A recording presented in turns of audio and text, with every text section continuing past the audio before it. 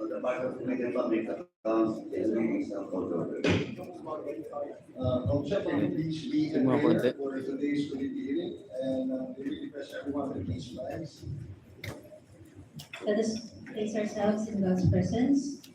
Loving and gracious God, you are indeed the giver of all good gifts, and we come together this day to seek your wisdom, guidance, courage, and strength.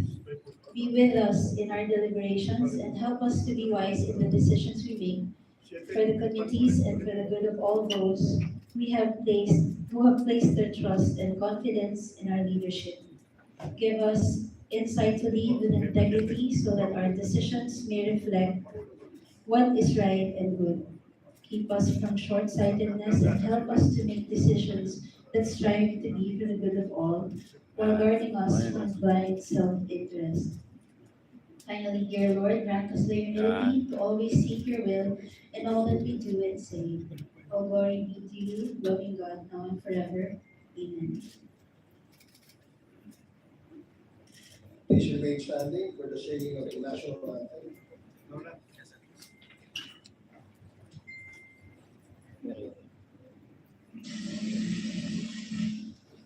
Bayan magiging, eras ng singahanan, hanap ng puso, sa dibdib mo'y buhay.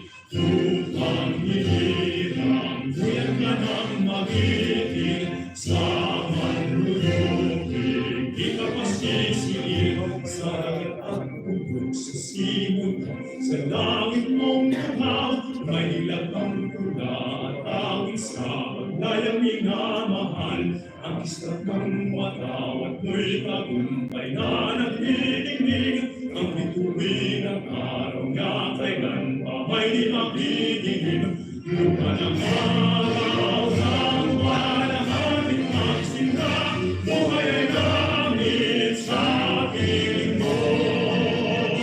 Ang ligaya na pag may makating, ang mamatay ng dahil sa'yo.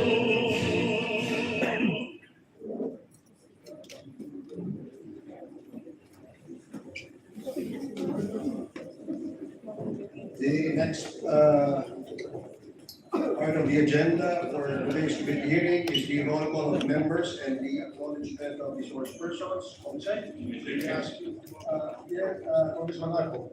I move that we dispense with calling of the roll, so move, Mr. Chair.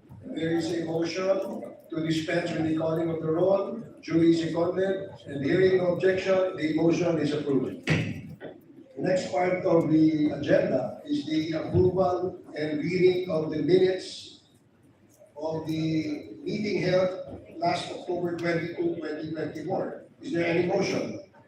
Mr. Chair, Congressman Arco. may I move that we dispense with the reading of the minutes of the meeting held on October 22, 2024, and consider it as approved. So move, Mr. Chair. There is a motion to dispense with the reading of the minutes of the meeting held last October 2024, 2024, and consider it approved, duly seconded. Are there any objections? Hearing none, the motion is approved. Mr. Chair, Congressman Arco. there's an amendment to the motion. It would include the previous meetings on October 11 and 22, Mr. Chair. So move. There's a motion as stated, amending the previous motion that was approved, duly seconded. Hearing no objection, the amended motion is approved. Now, the next part of the agenda is the opening remarks by the chairs of the Quad Committee. And allow this representation, ladies and gentlemen, to deliver his opening remarks. Magandang umaga po. Good morning, esteemed co-chairs, honorable colleagues, distinguished guests, ladies and gentlemen, our senior deputy speaker, the proponent of this investigation. Welcome to our 10th Quadcom hearing. Today, we shall continue with our inquiry on the issue on illegal drugs. If you recall, we started in the Committee on Dangerous Drugs in October of last year, 2023. We investigated the illegal drugs seized in a warehouse in Mexico, Pampanga, which turned out to be owned by Empire 999, a corporation owned by Data Chinese gamit niya. nationals who pretended to be Sa Filipinos. YouTube data. When the hearing started, they all disappeared. Records show that the main players have gone back to China using their real passports and identities. To date, Quadcom has initiated for future proceedings of all their assets here in the country through the Office of the Solicitor General. The Quadcom now discovered that it was but the tip of the iceberg. Empire 999 is not alone in this illegal activity. Other corporations may have been formed to cover or mask this activity as evidenced by their interlocking sets of incorporators, all the way leading to personalities who are long suspected of illegal drug activities, namely Lin Weishong and Mr. Michael Yang, the former economic advisor of President Rodrigo Roa Duterte. This discovery led us back into the past. Witnesses now claim that powerful people associated with these two Chinese have facilitated the entry of illegal drugs into the country during the past administration. We have invited all these personalities today so we may know whether or not they have any involvement in illegal drugs. And we shall listen to their side later. We shall also resume the hearing on the extrajudicial killings that took the lives of more than 20,000 people during the past administration's war on drugs. In our past hearings, names were mentioned, admissions were made, witnesses and resource persons appeared, questioned, vetted, and tested. Forced admissions in any way was never part of Quadcom. We may not have extracted yet the information fully from them, but we never put words in their mouths. Whatever testimonies and affidavits they presented before the Quadcom were given by them freely and voluntarily. We may be accused of providing entertainment and likened to a gag show, but who is laughing? On the contrary, the one who said that must be so full of himself that he didn't notice that the joke was on him.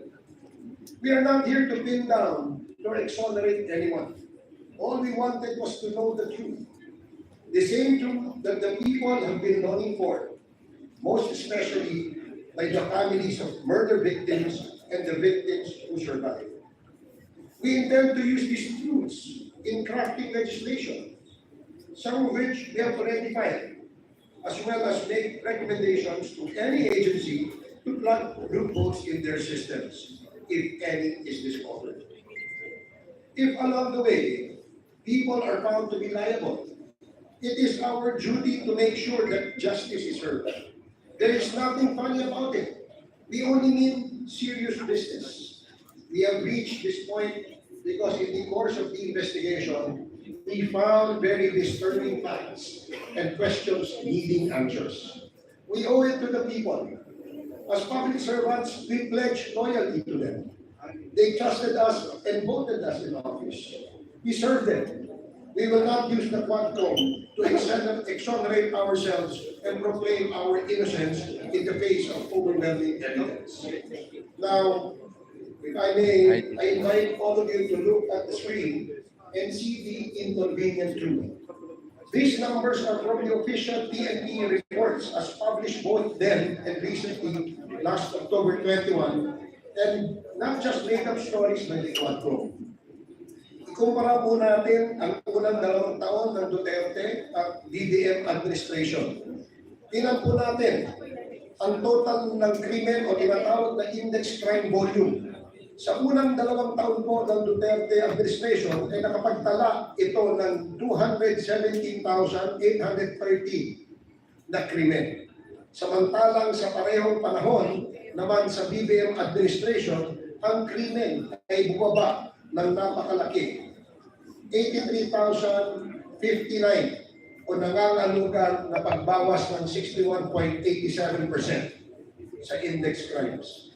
Any claim to the contrary is but a figment of the imagination and if not, a propaganda.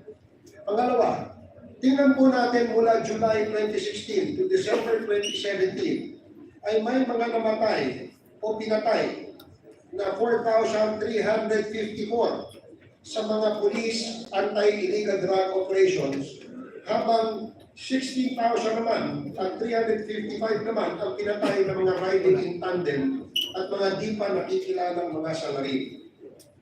Noong 2018, inilagay ng PNP sa kategoryang HCUI or Homicide Cases Under Investigation na umabot sa talang 23,327.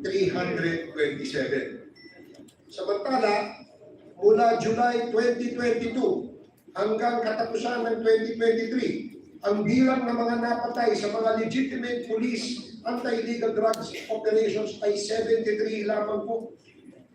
Pangatlo, may kabuuan na 115,435 na anti-drug operations na nakalikom lamang ng 3,294,44 kilos ng shabu na nagkakalaga ng 18.43 billion pesos sa unang 2 taon ng dating Pangulong Rodrigo Roa Duterte, habang sa mas kakaunting anti-illegal drug operations lamang sa parehong panahon sa BBM administration ay 84,676, subalit nakalikom na mas maraming shabu na umaabot sa 6,481.16 kilos.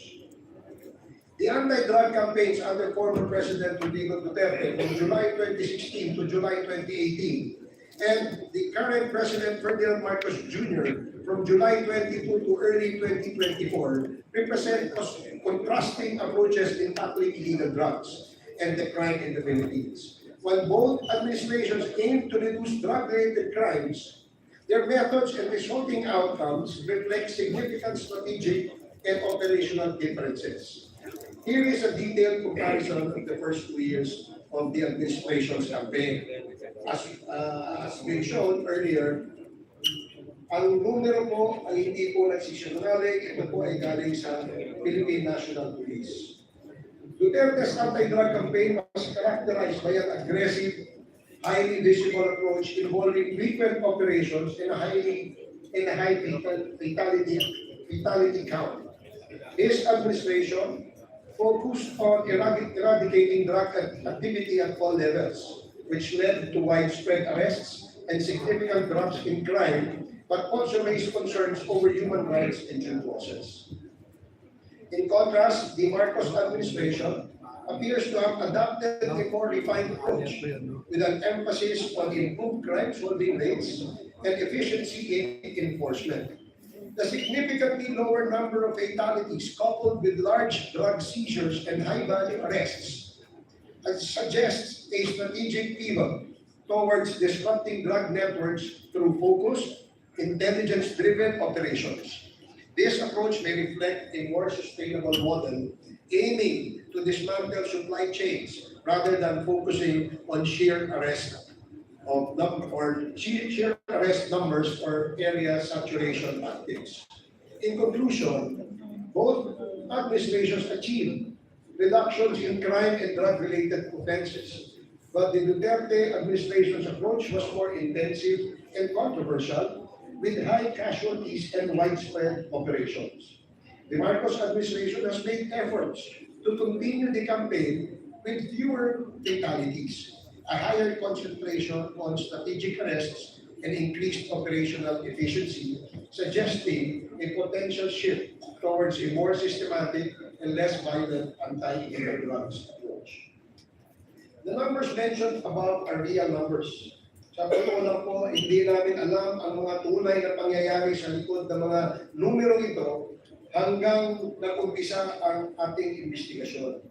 Ang sinabi na ating lahat na kwento ay ang karamihan ng mga pinatay ay kagagawan ng mga vigilantes na hindi pa nakikilala, habang ang mga natitira ay biktima naman ng legitimate police operations kung saan ang mga pinatay ay sinabing ng laban.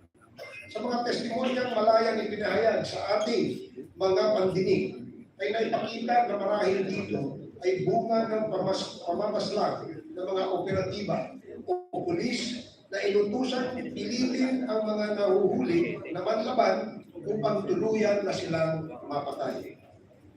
Sa pahayag ng dating Pangulong Duterte sa Senado, sinabi niya na totoong sinabihan niya ang kapulisan na mag-encourage o himukin ang mga suspects na lumaban upang patayin na sila at nang sa gayon ay matapos na ang problema.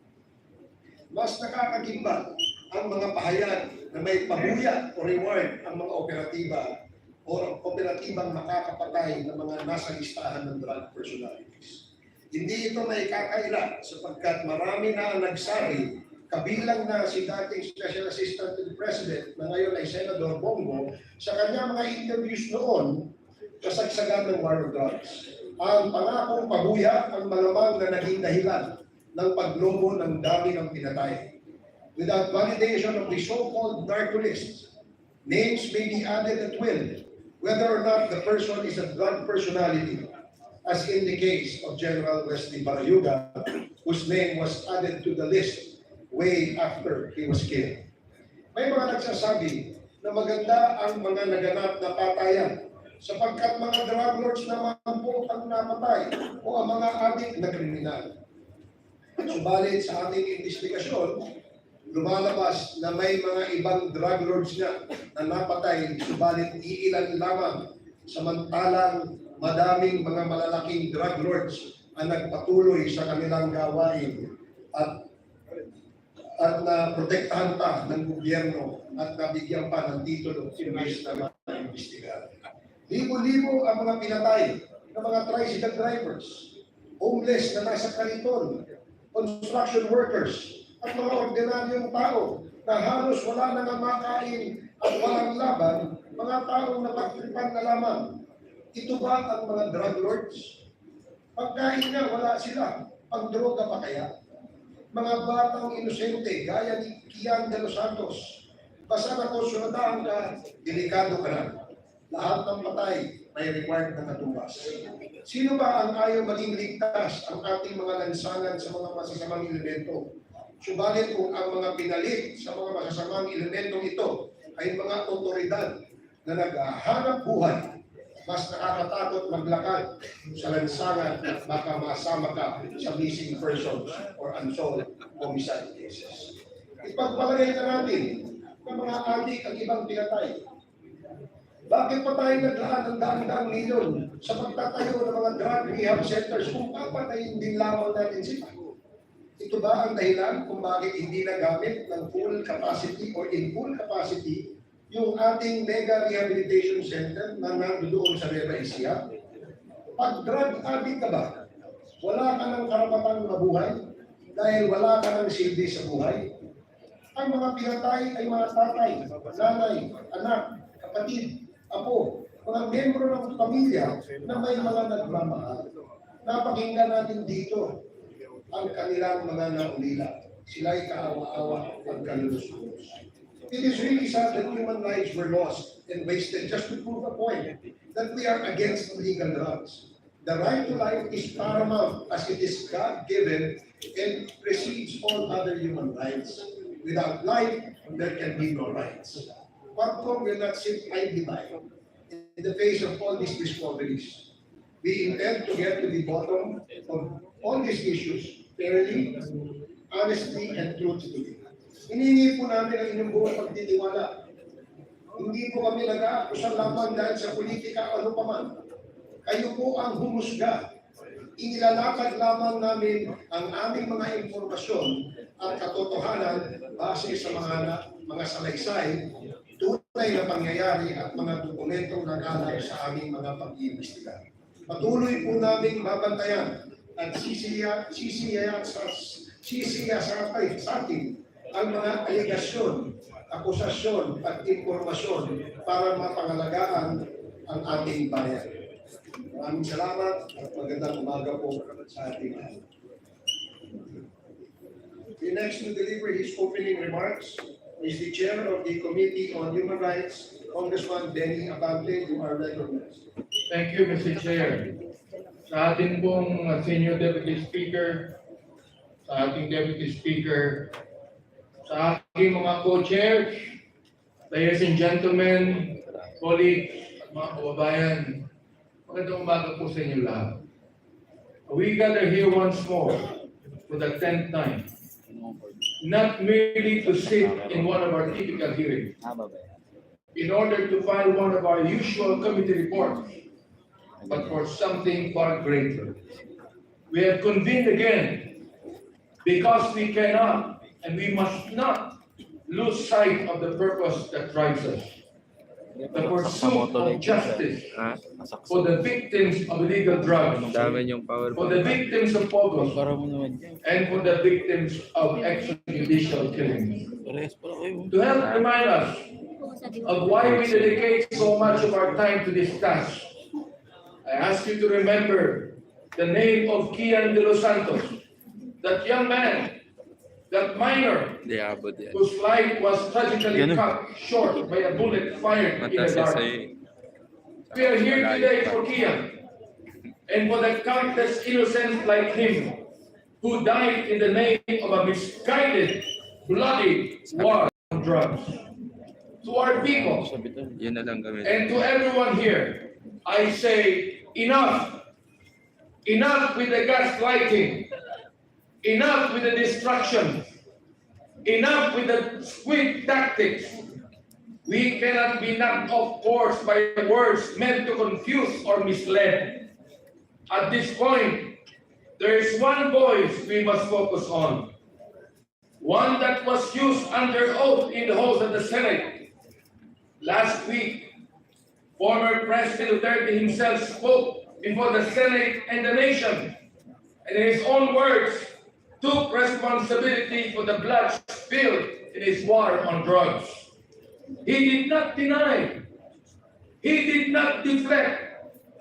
He admitted that he gave orders that directed our own police forces to encourage suspected criminals to fight back so they could be killed. Under oath, he told us this without shame and without remorse. This was not hearsay.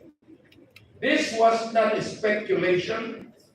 This was a declaration from the man himself. He went further. Under oath, he admitted to the existence of the Double Death Squad, an entity with a lethal mandate that was replicated around the whole country when PRRD was elected president in 2016. But the former president did not stop there. He pointed his finger at the sitting senator, a member of our very government, and named him a part of the DDS, not a Duterte defending senator, no, but a member of the notorious Double Death Squad. Ano ang sinabi ni PRRD? And I quote, yung isang senador, yang nakaupo dyan, si Senator De La Rosa, Death Squad rin yan. End of quote. And now comes this familiar refrain. It was all a joke. Biro lamang daw. But I ask you, my friends and my colleagues, I ask you, who makes jokes under oath? Who laughs while mothers bury their sons? Who finds humor in this horror? This is no laughing matter.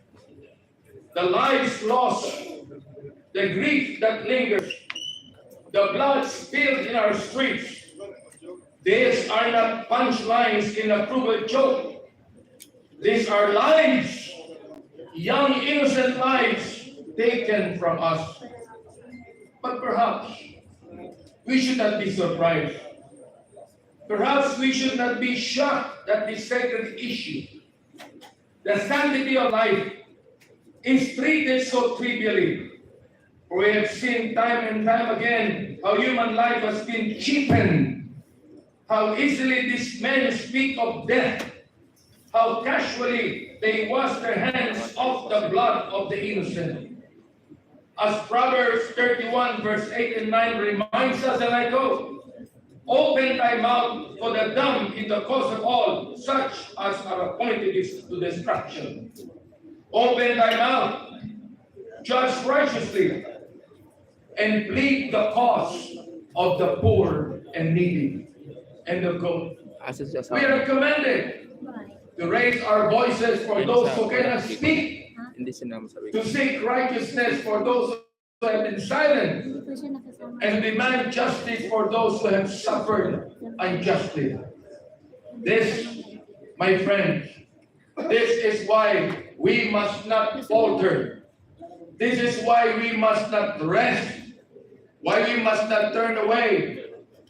We have a responsibility, not only to the victims, but to our nation. We must continue this work, unyielding, unrelenting, uncompromising. Mga kasama, we have the statement of the former president. We also have testimony and evidence that corroborates what he said under oath. Now, we must hold to account those who have perpetrated this heinous crime. Now we must ensure that the cries of the oppressed are not drowned out by laughter, that the dignity of human life is restored, and that no one, no matter how powerful, is above the law. And as we press forward, let us remember this. We do not stand here alone. We stand with Kian. We stand with his family. We stand with a 3-year-old killed by a stray bullet in Cebu. We stand with a 9-year-old killed in Caloocan, and the death certificate showed that he died of pneumonia. We stand with a tricycle driver gunned down just because the drug lord rode in his tricycle. Ladies and gentlemen, we stand with every victim of this dark and bloody campaign. The banality of evil must come to an end. We stand for those who cannot speak, for the voices that were silenced too soon. And we stand with the promise, the solemn vow, that we will do everything in our power to ensure this never happens in our country again. So with hearts full of resolve and eyes fixated on justice, let us continue this work. For if we are to be remembered, if the 19th Congress is to be remembered, let it be not for the jokes or the gaslighting, but for our dedication to the truth, our commitment to justice, and our compassion for those who suffer. Mga kaibigan, maraming salamat po sa inyo lahat. Thank you, Congressman Abante. The next to deliver his opening remarks is Congressman, the Chair of the Committee on Public Order and Safety, Congressman Dan Fernandez. Mr. Chairman, I have no opening remarks for today's hearing. Thank you so much, Mr. Chairman. Thank you. The next to deliver his opening remarks is the Chair of the Committee on Public Accounts, Congressman Carabs Paduano. You are ready, please. Thank you. Good morning, everyone. The committee has conducted 10 public hearings, and over the course of these proceedings, numerous witnesses have come forward reinforcing suspicions of widespread abuses during the Duterte administration war on drugs. Thus, significant question has arisen regarding the safety of these witnesses and what they stand to gain from their cooperation. First and foremost, I want to put on record that telling the truth is its own reward. There is inherent value in honesty because it upholds personal integrity, contributes to justice, and fosters trust. By coming forward, these witnesses contribute to uncovering the realities of past actions and ensuring accountability. Their testimonies play a crucial role in strengthening the integrity of our institutions and promoting justice and transparency. Having said that, it is the obligation of the House of Representatives to ensure the protection and security of these witnesses. As the legislative body dedicated to uncovering the truth, the safeguarding justice, the House has a duty to support and protect those who come forward in good faith to share this testimony. The House recognizes the witnesses in sensitive inquiries may face threats, intimidation, or retaliation. As such, it is incumbent upon us to take all necessary measures to shield them from harm. Current laws does not grant the House of Representatives the authority to directly confer immunity from suit. However, we can recommend our witnesses for the Department of Justice Witness Protection Program, which offers both legal protection and additional support. By making this recommendation, we can ensure that witnesses who provide vital information are shielded from prosecution related to their testimonies, in line with the provisions of Republic Act number 6981. This action requires the consent of the witnesses and approval of our speaker.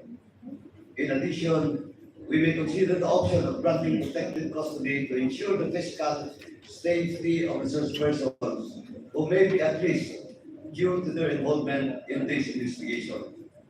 While protective custody does not provide immunity from legal actions, it is an established measure that can provide immediate security during the course of our proceedings. Both actions will require collective decision from the members of the Joint Committee. This ensures that we act transparently and uphold the principles of democracy. Mr. Chairman, before we proceed with the continuation of our inquiry, this representation would like to put on record and address certain critical concerns relative to the conduct of the parallel inquiry of the Senate Blue Ribbon Subcommittee on the drug war implemented during the previous administration on October 28, 2024. To set things into perspective, this representation fully recognizes the authority of the Senate to investigate the details of the implementation of the drug war, as both chambers of Congress are constitutionally permitted to conduct inquiries in any legislation in accordance with our duly published rules. However, while the authority of the Senate will never be put into question, what is particularly concerning is the seeming disregard for proper courtesy and lack of impartiality by a member of the subcommittee. In particular, I am referring to the actions of Senator Leonardo Pato de la Rosa. Allow me to discuss this later, Mr. Chairman. Senator Pato de la Rosa action of participating as a member in a proceeding where he is named as one of the individuals involved in the implementation of drug war did not produce meaningful results, but rather cast doubts on the integrity of the whole process. In fact, prior to the hearing of the Blue Ribbon Committee, Senator De La Rosa even insisted that the investigation should be heard by his own committee.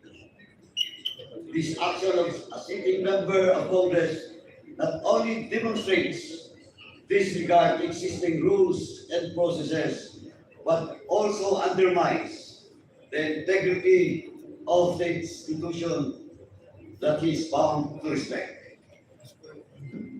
Kung sa simula pa lamang ay gumamit na siya ng influensya, ano pa ang aasahan natin sa kanya sa mga gaganapin nilang pagdinig?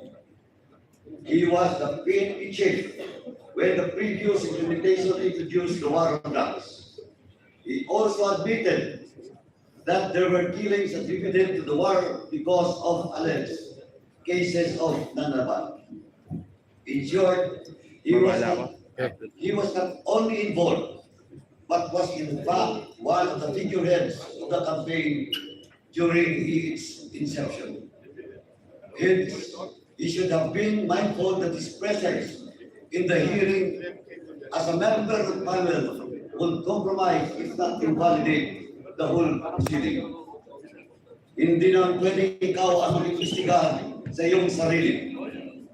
Clearly, this is conflict of interest on his part. At the very least, he should have inhibited from the proceedings and instead offered himself as a resource person so as not to influence and intimidate the other guests. Unfortunately, the Honorable Senator failed to observe this. Even after the hearing, Senator Bato continued to conduct himself in a manner contrary to what is expected from a member of Congress. Asked about his comment on whether he was part of the Davao hit squad, whose existence was confirmed under oath by former President Duterte during the subcommittee hearing.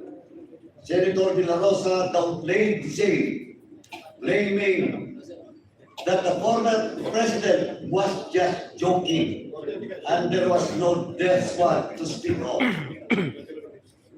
Now begs the question, why would a committee member defend and even interpret a clear statement made by a resource person in a congressional hearing? The confirmation by the former president needed no interpretation, much less from a member of the panel who investigated the same.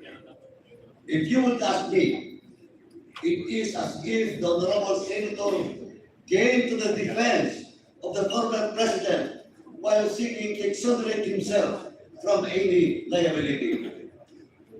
This is further highlighted by his recent statement that he will be objecting any action of the Senate regarding the submission of records to the ICC.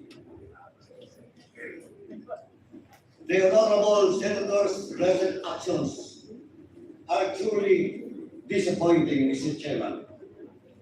We are conducting these inquiries in order to fill the legislative gaps and address the problems that necessitate immediate solution. In doing so, we also want to ascertain the truth about abuses and other acts related to illegal drugs, August and case. Mahirap man ang hamon sa atin na palabasin ang katotohanan. Sa palagay ko ay napagtatagumpayan natin ito. In closing, this representation wishes to remind our Honorable Senator to observe courtesy and fairness in conducting his official responsibility as a member of the Senate instead of resorting